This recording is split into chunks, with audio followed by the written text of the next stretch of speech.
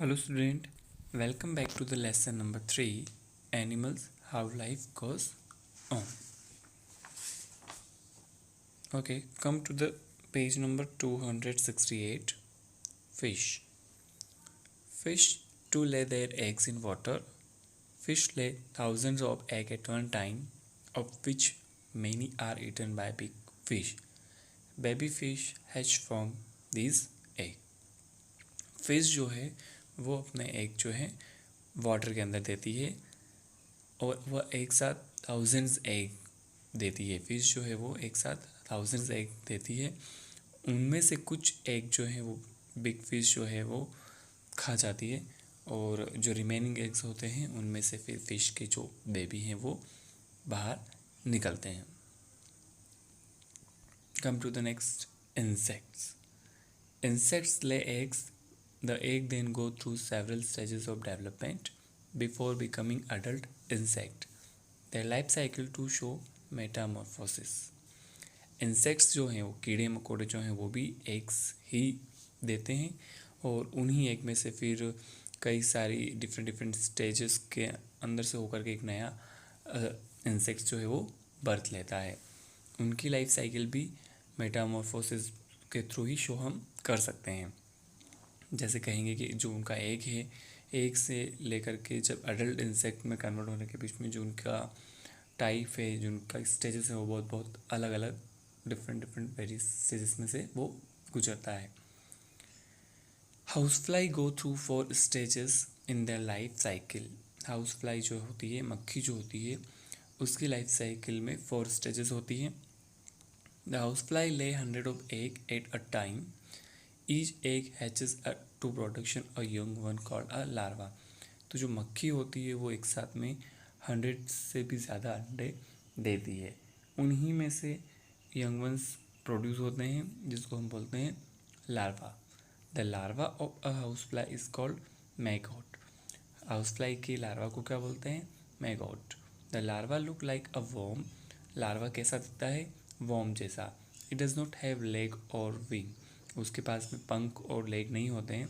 After some day the larva become barrel shaped. उसके बाद में उसका शेप चेंज होता है जिससे कि आप पिक्चर में देख पा रहे हो. It is now called a pupa. तब उसको बोलेंगे हम pupa. The pupa is covered by a cocoon. Pupa जो होता है वो किससे कवर्ड होता है? कोकून, मतलब उसकी एक शेल बन जाती है उसको प्रोटेक्ट करने के लिए. The cocoon breaks open in a week and a young house fly comes out. फिर बाद में एक सप्ताह के अंदर वो कोकून में रहता है. फिर कोकून टूट जाती है और कोकून ब्रेक होने के बाद में उसके अंदर से यंग हाउस फ्लाई बाहर आती है. तो ये क्या हो गया? उसकी पूरी एक लाइफ साइकिल प्रोसेस कि कैसे हाउस फ्लाई एग देगी. फिर एग में से सबसे पहले लार्वा प्रोड्यूस होगा, फिर वो लार्वा कन्वर्ट होगा प्यूपा में और प्यूपा से फिर वो अडल्ट हाउस फ्लाई में कन्वर्ट होगा. तो ये लाइफ साइकिल हो गई किसकी? हाउस फ्लाई की. वैसी बात करेंगे हम कॉकरोच की. तो कॉकरोच जो होता है, insect such as a dragonfly, grasshopper and cockroaches passes through 3 stage of life cycle. Insects like जैसे ड्रैगन फ्लाई है, ग्रास हॉपर्स है, कॉकरोचेस है, वो अपनी लाइफ साइकिल के अंदर 3 स्टेज के साथ गुजरते हैं. जैसे a young cockroach known as nymph develop from an egg. Young cockroach को क्या बोलेंगे हम? Nymph. It does not have wing. उसके पास में विंग्स नहीं होते हैं, पंख नहीं होते हैं. It shed its like several times and change into an adult. फिर बाद में वो कई बार अपनी स्किन्स को चेंज करता है और उसके बाद में वो एक अडल्ट कॉकरोच में कन्वर्ट होता है. This process of shedding the old skin is called moulding. तो इस प्रोसेस को, जो स्किन ओल्ड स्किन को शेड करने के प्रोसेस को क्या बोलते हैं हम? Moulding. Butterfly and moths also go through 4 stages before becoming adult. Butterflies हैं, मॉथ्स जो हैं वो भी 4 स्टेज के अंदर जाते हैं पूरा अडल्ट में कन्वर्ट होने के तक. तो the egg hatch into larva. The larva of a butterfly is called a caterpillar. Butterfly के लार्वा को हम क्या बोलते हैं? Caterpillar. The third stage of is the pupa followed by an adult emerging from the cocoon. फिर third stage के अंदर वो प्यूपा में कन्वर्ट होगा और प्यूपा फिर जो है वो अपने ऊपर एक कोकून में से कोकून को ब्रेक करके बाहर आएगा और फिर वो अडल्ट बटरफ्लाई में कन्वर्ट होगा। तो ये लाइफ साइकिल होगी अडल्ट बटरफ्लाई की। Okay, come to the next point, reptiles. Reptiles मतलब जो रेंग कर चलते हैं। मान लीजिए स्नैक है, छिपकली है, क्रोकोडाइल्स हैं, टर्टल्स हैं, ये सारे एग्जाम्पल हो गए रेप्टाइल्स के। Snake, turtles, crocodiles and lizard form a group of animal called reptile. Snakes जो हैं, कछुए हैं, क्रोकोडाइल्स हैं, लिज़ार्ड्स हैं, वो किस ग्रुप में आते हैं? रेप्टाइल्स ग्रुप में। Reptiles lay egg, snake lay egg on the ground. Reptiles जो हैं वो भी अंडे ही देते हैं। स्नैक्स जो हैं वो अपने अंडे कहाँ पर देते हैं? ज़मीन पर। Turtles and crocodiles dig shallow pits near river bank for laying their eggs. वहीं बात करें हम कछुए और क्रोकोडाइल की, तो वो अपने एग जो है वो नदी के किनारे पर देते हैं। ठीक है, now come to the checkpoint. आपको ये कुछ क्वेश्चंस दिए हैं, उनको पढ़ना है, उनके करेक्ट ऑप्शंस बताने हैं। सीधे first question, which of the following is not the part of an egg. इनमें से कौन सा एक अंडे का पार्ट नहीं है? ऑप्शन ए है yolk, B albumen, C embryo, D फर।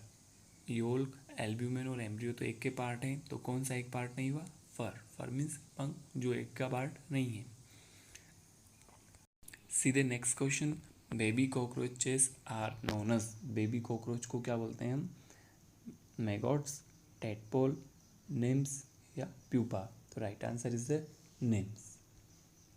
सीधे next question, which of the following is not an egg laying animal. इनमें से कौन सा एनिमल एग नहीं देता है?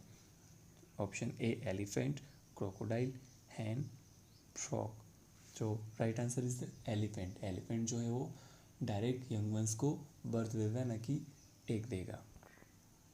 Okay, come to the next point, animal that give birth to young ones. अब हम ऐसे एनिमल की बात करेंगे जो डायरेक्ट अपने यंग वंस को जन्म देते हैं। Some animal do not lay eggs, they reproduce by giving birth to young ones. कुछ एनिमल्स जो हैं वो अंडे नहीं देते हैं, वह डायरेक्ट अपने यंग वंस को प्रोड्यूस करते हैं। Such animal that give birth to young ones are called mammals. ऐसे ही एनिमल्स जो अपने बच्चों को जन्म देते हैं उनको क्या बोलेंगे हम? Mammals. Mammals produce milk, this is to feed their babies.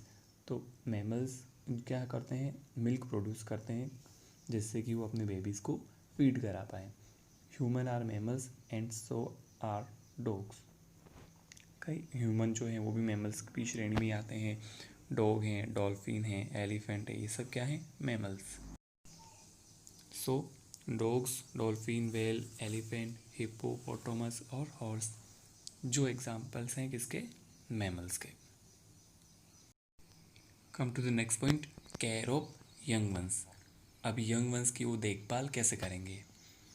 Just us our parent look after us, all other animal look after their newborn babies. जैसे आपके पेरेंट्स आपका ख्याल रखते हैं, वैसे ही जो दूसरे एनिमल हैं वो भी अपने न्यूबॉर्न बेबीज़ का ख्याल रखते हैं, उनकी केयर करते हैं। Bird lay eggs in their nest, when the egg hatch and the babies come out they are weak and featherless. जब भी बर्ड्स अंडे देते हैं अपने घोंसले में, तो जब उन अंडों में से बच्चे बाहर आते हैं तो वो बहुत ज़्यादा कमज़ोर और उनके पंख नहीं होते हैं। तो the parents feed them and protect them from enemies. तो पेरेंट्स क्या करते हैं? उनको फीड कराते हैं, खाना खिलाते हैं और साथ ही साथ उनको प्रोटेक्ट भी करते हैं। Mammals build house to protect their babies from enemies. वहीं मैमल्स जो होते हैं वो अपने न्यूबॉर्न बेबीज़ के लिए हाउसेस बनाते हैं।